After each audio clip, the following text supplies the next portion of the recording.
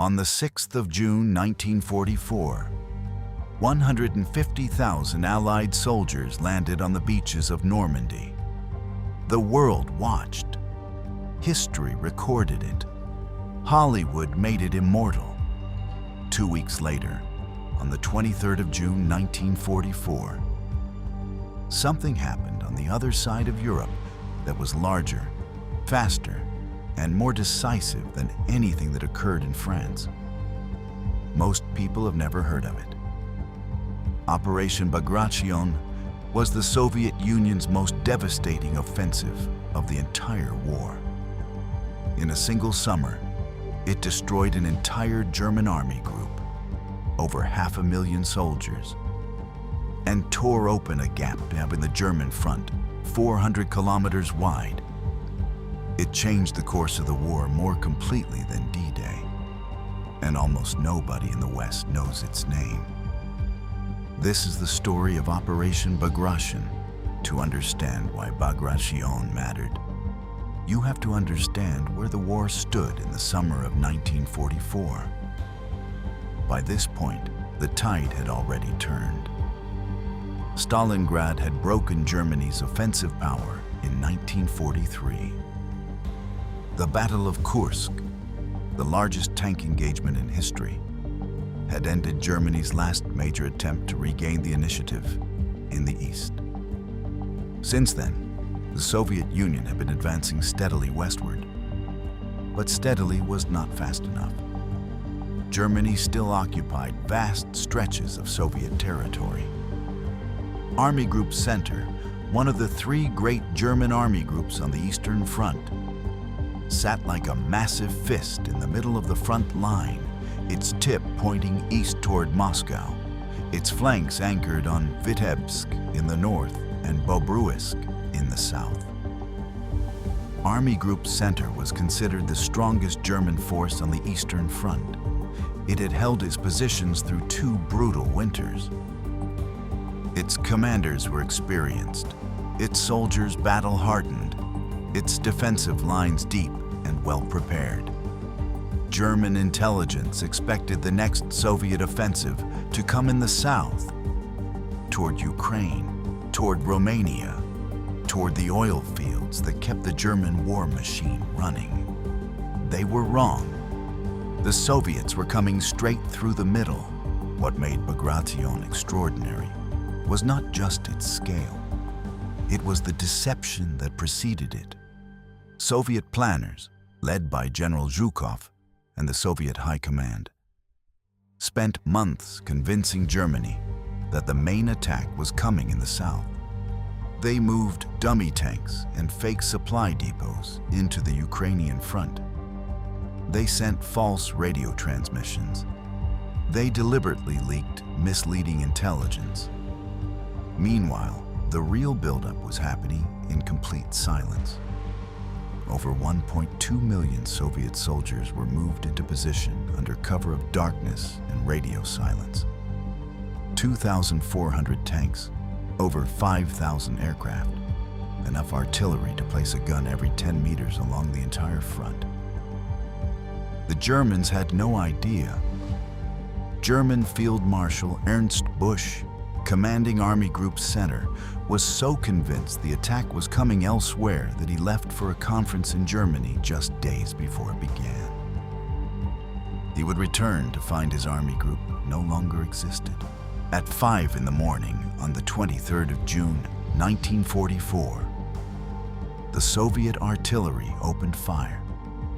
What followed was described by survivors on both sides as unlike anything they had ever experienced. Over 5,000 guns firing simultaneously along a front hundreds of kilometers wide. The ground shook. The sky turned orange.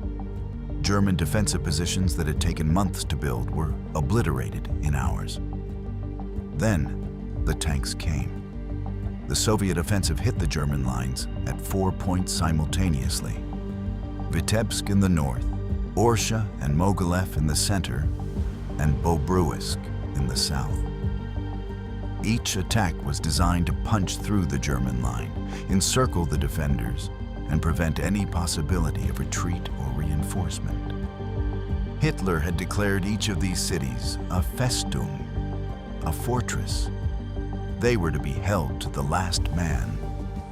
No retreat was permitted under any circumstances. It was a catastrophic order.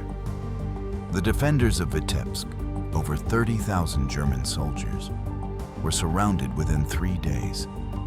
They fought desperately, but there was nowhere to go. Most were killed or captured. Bobruisk fell faster. Over 70,000 German soldiers were trapped in a pocket and destroyed. The German front was not bending. It was shattering. Within a week of the offensive beginning, Army Group Center had effectively ceased to exist as a coherent fighting force. The Soviet breakthrough was so complete, so sudden, and so deep that German commanders lost the ability to respond. Communications collapsed. Reserve units sent to plug the gaps were surrounded before they could reach the front. Entire divisions vanished from German maps, not because they retreated, but because they ceased to exist. The city of Minsk, the capital of Belarus and the headquarters of Army Group Center, fell on the 3rd of July, 1944, just 10 days after the offensive began. As Soviet forces closed around Minsk from north and south, over 100,000 German soldiers found themselves trapped east of the city. The largest encirclement of the entire war on the Eastern Front. They had no fuel, no ammunition, no orders that made any sense. Most surrendered.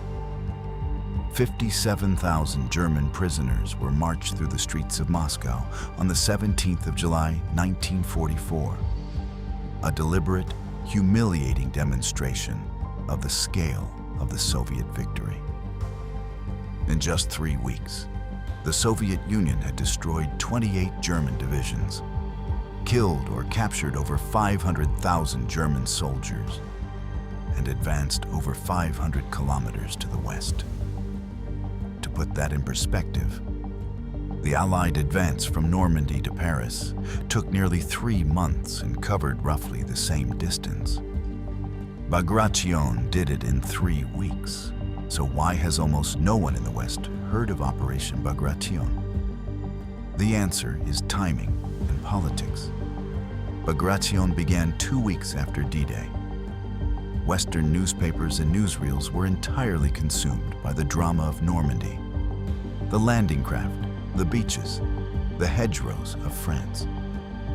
There was simply no attention left for what was happening in Belarus. And after the war, the Cold War divided history along political lines. Western historians wrote about Western campaigns. Soviet historians wrote about Eastern ones. For decades, the two narratives barely touched. The result is a strange distortion in how most people understand the Second World War. In the West, we know Normandy, the Battle of the Bulge, the liberation of Paris. We know Patton and Eisenhower and Montgomery. We know almost nothing about the front where 80% of German military casualties occurred. The front where the war was actually decided. Operation Bagration is the most important battle most people have never heard of. And it is exactly the kind of history that Hollow March exists to uncover.